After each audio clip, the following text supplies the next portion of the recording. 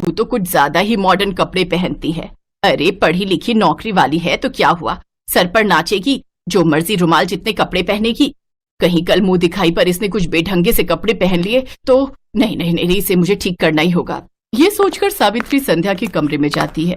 अरे नई बहू, दिखा तो कल मुंह दिखाई पर क्या पहनने वाली है। ये वाली साड़ी कैसी है माँ जी?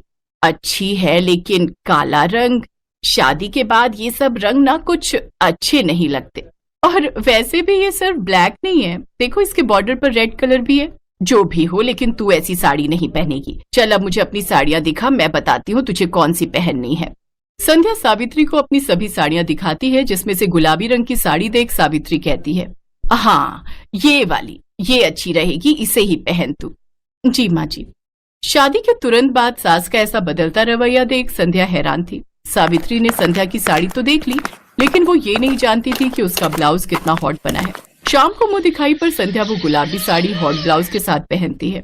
ये देख सावित्री उसकी साड़ी अच्छे से बांधती है।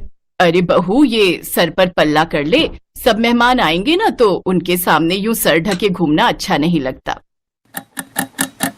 संध्या साड़ी पहनकर सर पर घूंघट रखकर बाहर आती है। ये देख मोहल्ले की औरतें बात करती हैं।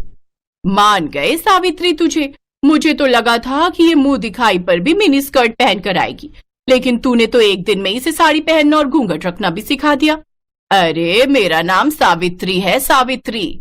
अच्छा संध्या बहू, चल अब इन सबके पांव छूकर आशीर्वाद लो। सावित्री सबके पांव छूकर आशीर्वाद लेती है, लेकिन संध्या ये नहीं जानती थी कि उसकी सास किस खेत की मूली है। एक बार जो उसने साड़ी पहन ली तो फिर वेस्टर्न कपड़ों का नंबर तो कभी आने वाला है ही नहीं।